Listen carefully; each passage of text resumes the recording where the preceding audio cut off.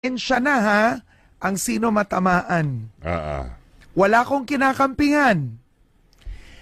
Ang sinabi is you have to hold the first family at a higher standard. Babaguhin ko po. Kung kayo ay first family, kayo ay nasa gobyerno, dapat you are beyond reproach. Anong ibig sabihin? Walang duda sa inyo. Walang duda sa pagkatao nyo. Walang duda sa kredibilidad ninyo. Ito lang sasabihin ko.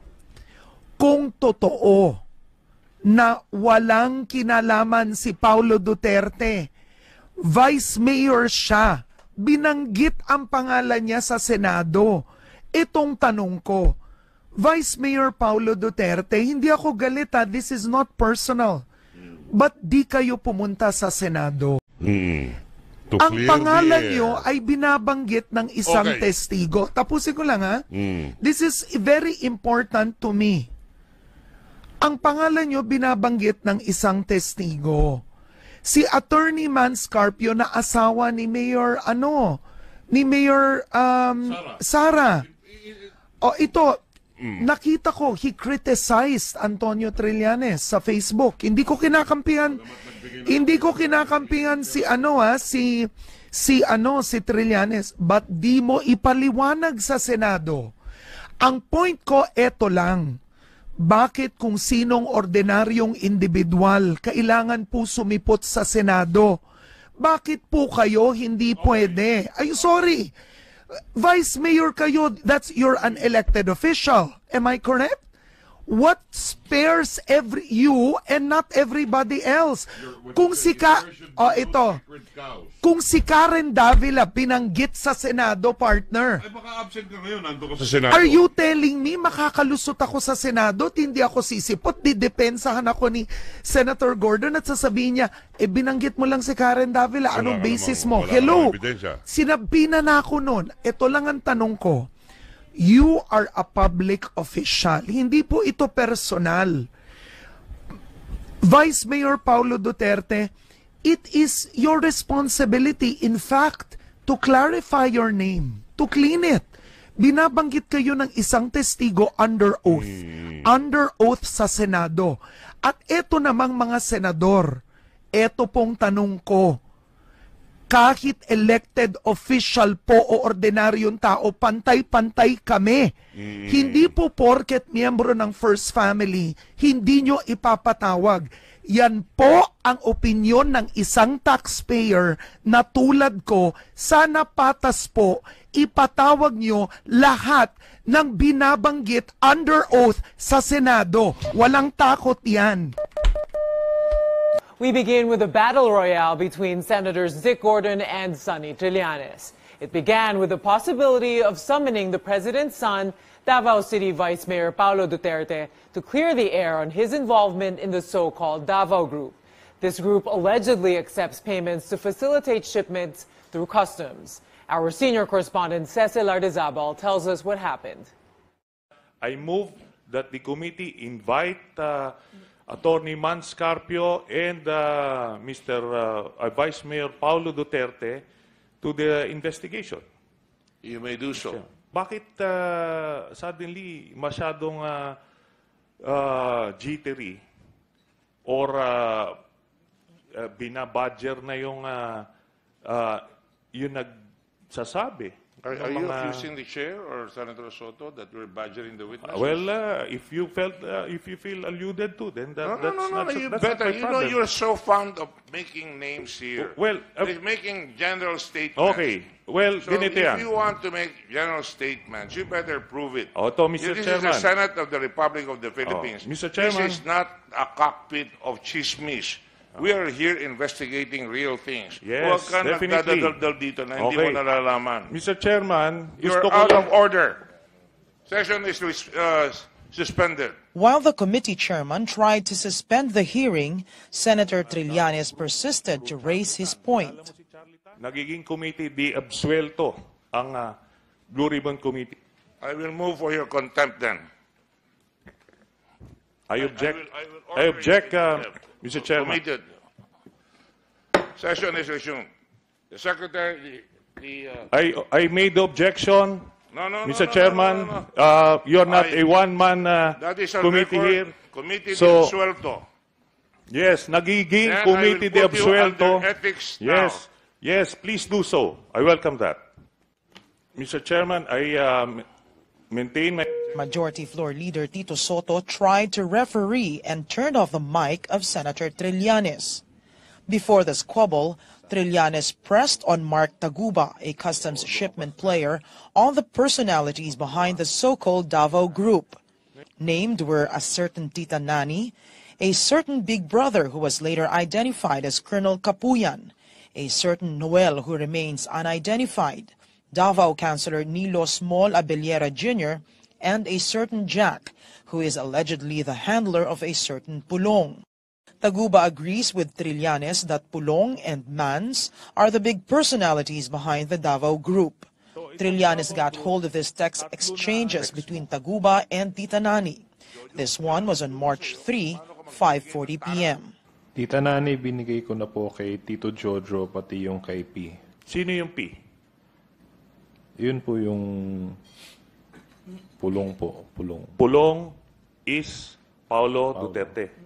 Ha? Yes po. Taguba says he gave 5 million pesos to the Davao Group to help facilitate the entry of the shipment. Another text was on March 17. Sino yung Mans dyan? Yung Mans po, ito po yung asawa po at ni Mayor Sara. Davao Councilor Nilo Abellera denies the allegation. Did you accept 5 million pesos supposed enrollment fee from such Davao Group, from Mr. Taguba? No, sir. Cecil Ardizabal, CNN Philippines. There have been a lot of comments online on the clash between Gordon and Trillanes. Here are some of them. Logical Chaos says, I'm with Senator Gordon on his upcoming ethics complaint versus Trillanes. Time for the latter to face his peers. Samuel Feranil says, Laban ka, Senator Trillanes, God is on your side. Truth will come out in due time. You're the only senator fighting for the truth. While one netizen tweets, I think the problem is Senator Gordon is focused on 605 kilos of shabu, while Senator Trillanes is focused on the Davao Group. Kaya naging chapsuy ang hearing. From Senator Gordon, Senator Trillanes engages another official in a heated discussion during a budget hearing. This time it's Justice Secretary Vitaliano Aguirre. Trillanes played videos of Aguirre where the Justice Secretary made accusations against him. But Aguirre didn't take this sitting down. He denies accusing Trillanes of involvement in the stabbing incident in the New Bilibid prison. He explains it came from an inmate's affidavit. Aguirre raised his voice in airing his side. Trillanes lashed back at the Justice Secretary. He called out Aguirre for divulging raw information without validating it. Trillanes initially moved to defer the approval of the department's budget, but later withdrew it. Ganun ba standard ng investigasyon ng Secretary of Justice? Please, be cool. No, paano magiging cool? Di naman ginawa mo. That is not our investigation. That is the investigation of CIDG, and CIDG is not under DOJ. Huwag mo kapagtaasan ng boses. Secretary Aguirre, huwag mo kapagtaasan ng boses. That's how I answer the question. Another top story, days after President Duterte said the Marcoses are offering to return some of their wealth to the government, a family member speaks up. And it appears there are no negotiations on the matter. Ilocos Norte Governor Amy Marcos, daughter of former strongman Ferdinand Marcos, says talks are underway but only within the family and their lawyers. Wala pa. Tiwala kami sa Presidente na siya ang makakapagtapos ng dekadekadang kaso at yung pamilya nag-uusap pa, subalit nasa kamay ng mga abogado. Is there any intention to return talaga? Pag-usapan na lang ng ating mga abogado. Last question, yung po doon sa, may binabanggit po kasi yung mga ibang tao na quoting your mom about 7,000 gold bars, is that true? 7,000 tons of gold bars. Hindi ko alam. I think it's best that the lawyer respond to all these queries. Thank you. The Marcos family is accused of amassing billions in government funds. The Presidential Commission on Good Government welcomes any action or effort to help them recover ill-gotten wealth. Acting PCGG Chairman Reynold Munsayak explains part of the Commission's mandate is to go after the Marcoses' ill-gotten wealth and ensure that they will be used for the benefit of Filipino people. Asked how the supposed offer to return some of the Marcoses' wealth would affect the agency's cases, Munsayak says it will depend on the possible terms of the agreement between the family and the government. But he points out the concept of compromise settlement is not new to the agency, adding it's been done repeatedly. Here are some top stories from around the world. There's still no let-up in tensions between the United States and North Korea.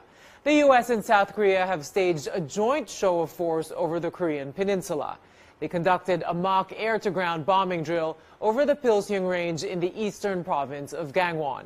An official of the South Korean Air Force tells CNN 8 fighter jets and 2 bombers took part in the operation. The exercise was designed to, quote, strongly counter North Korea's repeated ballistic missile tests and development of nuclear weapons. On Hurricane Harvey, at least 37 deaths in Texas in the United States. Authorities and civilians helped to rescue trapped residents. There's still massive flooding in cities 6 days since Harvey made landfall. It's the strongest storm to hit the U.S. since 2004.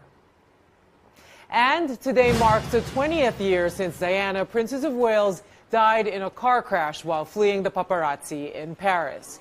Her life touched the hearts of millions across the world, and her death triggered an unprecedented wave of mourning.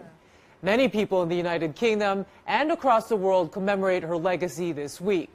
Her children, Princes William and Harry, paid tribute to her on the eve of her death anniversary.